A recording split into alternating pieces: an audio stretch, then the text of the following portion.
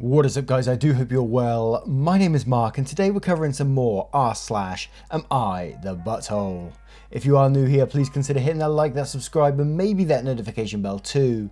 But a huge thank you to each and every single one of you for being here today. It really does mean the world to me. And with that being said, let's just get straight in to today's stories. Much love, guys. Our first story comes from Apprehensive Ad.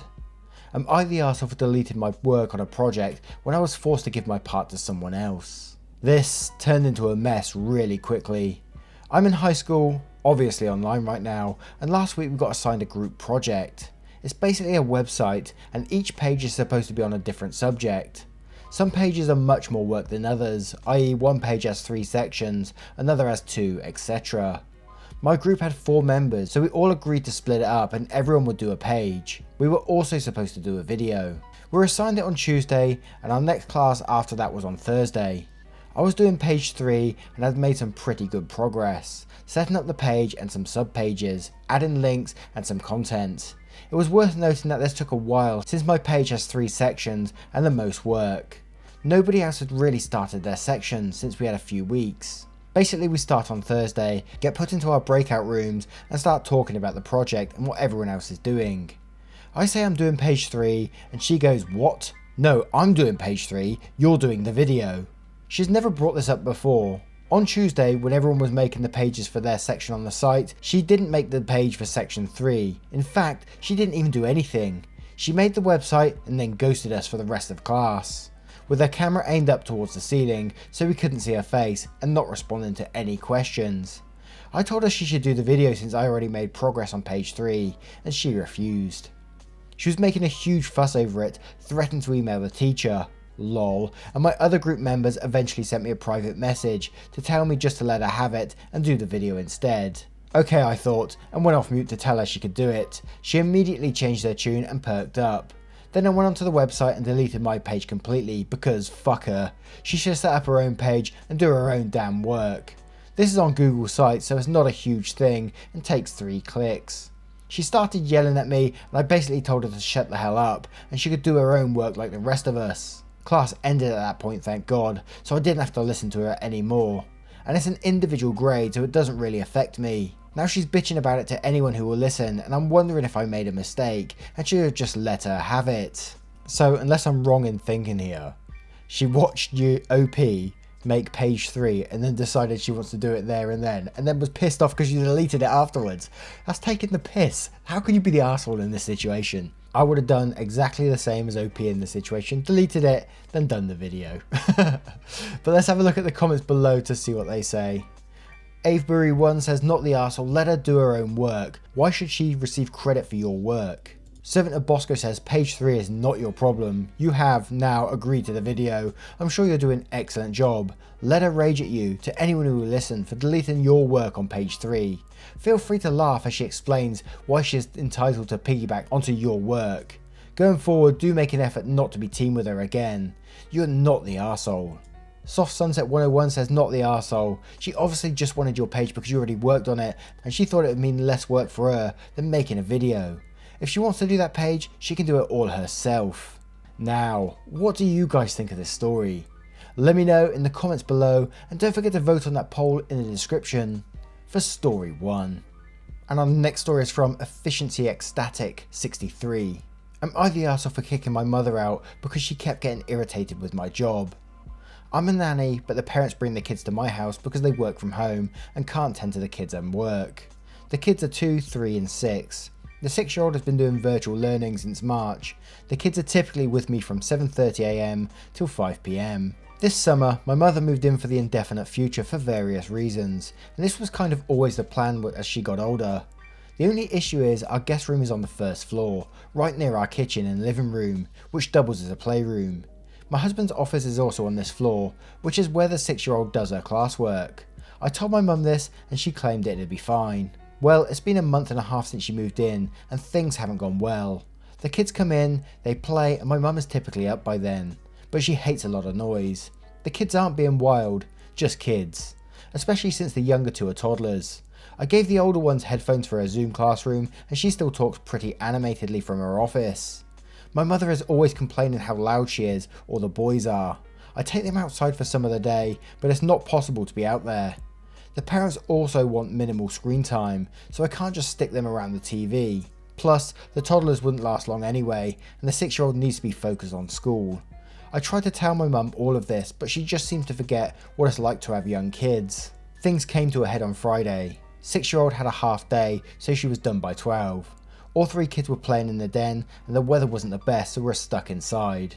They were all playing with some dinosaurs and roaring. My mum came out and told me, "Can you get them to shut up?" I said, "They're just being kids," but I did try to tell them to turn the volume down. Then 15 minutes later, my mum comes storming out of her room, face red, saying they needed to go home. I said that this was my job and I warned her about this. She told me that she didn't need this so late in life. I called my sister and got her to take my mum out for the day because I was getting frustrated with her. This weekend, I talked to said sister and said that she needed to take our mum. My sister works from home as well, but her job is quiet and my mum can have the peace she needs. My sister agreed. When we told my mum, she was mad because my sister lives 30 minutes away and she doesn't want to live there. She can't live on her own, medical reasons. I give her 3 choices. She stays with me but loses the attitude. She moves in with my sister, or we use her social security to put her in a retirement home. She got even more pissed and finally agreed to move in with my sister. I've got nothing but guilt from my mother, my brother, who lives too far to take care of her, and other family members. I feel like I made the right choice, but everyone's saying I should get a new job and just take care of my mum, because family comes first. Am I being the arsehole? Geez, the brother in this story has some cheek, doesn't he? That he can't take care of her because he's so far away, but he's getting mad at you for not doing exactly the same. What? If they're not willing to take care of her, they should just keep their noses out of it. Fair play for your sister for stepping up though, just like that. And I love that people are just telling you to just get a new job to take care of your mother. I mean, what the hell? And the fact that you gave her 3 options to choose from, you've done more than enough in this situation. So not the arsehole in my opinion. But let's have a look at the comments below to see what they say. Funtime Chris 79 says, "Not the arsehole, she knew the deal going in. You can't be expected to completely change your job, especially during a pandemic, to suit her demands. The people offering their opinions can keep it to themselves unless they are directly involved in some way, as in your mum is living with them." Just Slightly Paranoid says, "Not the arsehole, you've given very reasonable options and hey, you tried.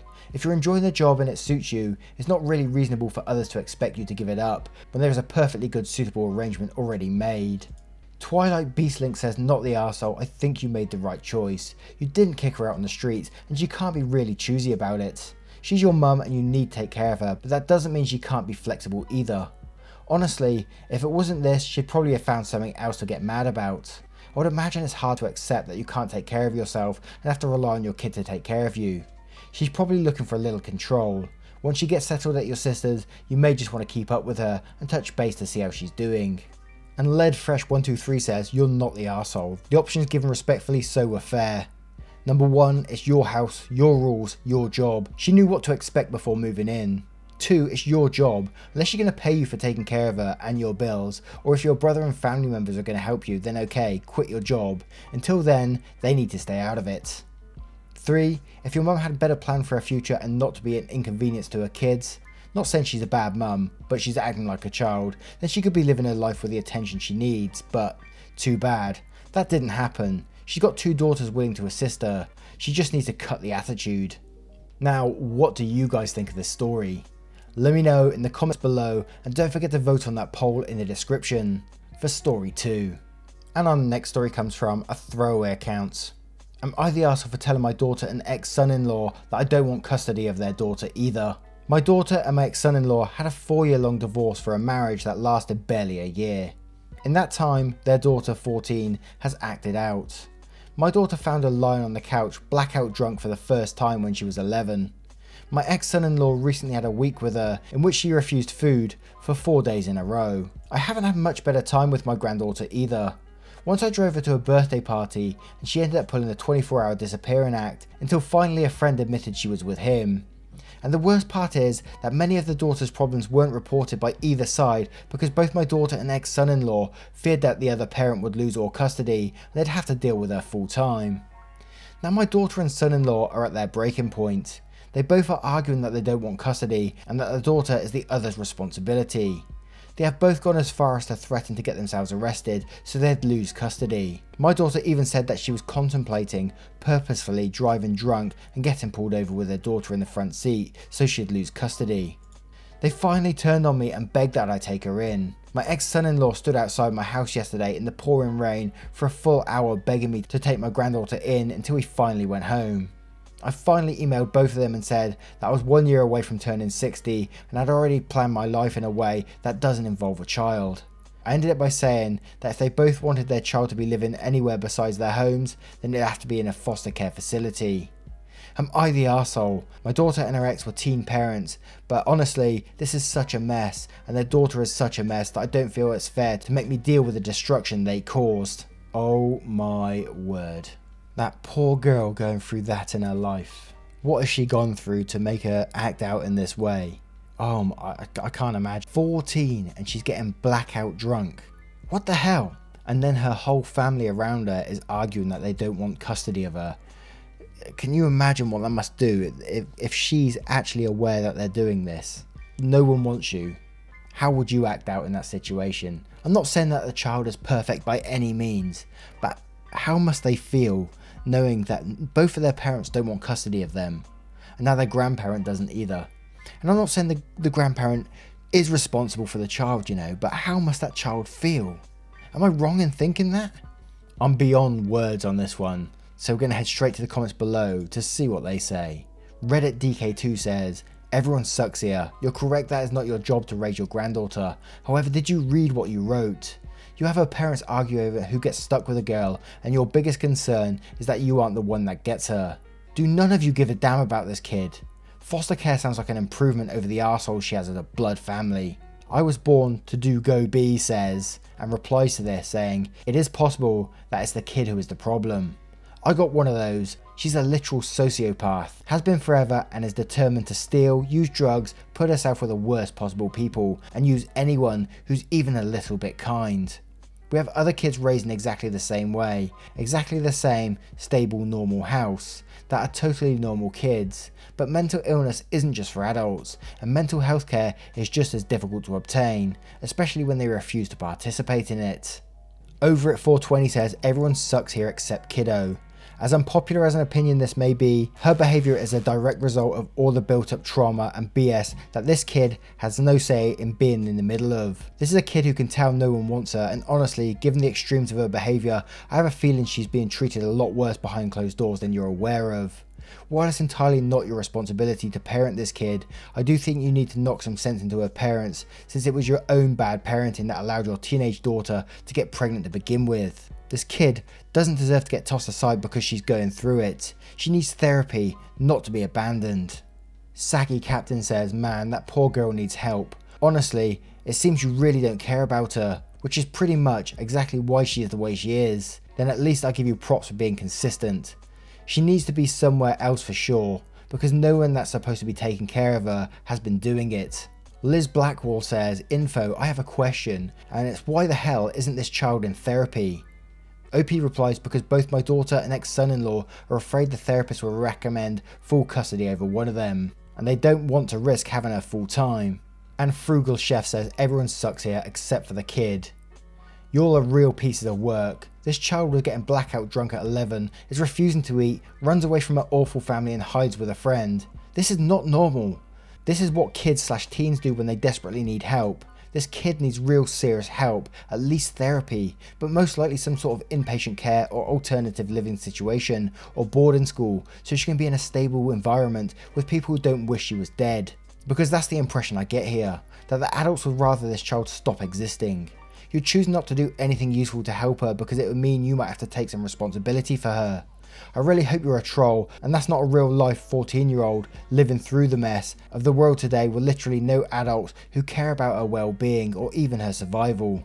4 days without eating is not healthy or safe for a teen. I don't think you should take her in, but that's only because this kid deserves better than you. Just call CPS and report your daughter, the dad, and make it clear you're not a better option.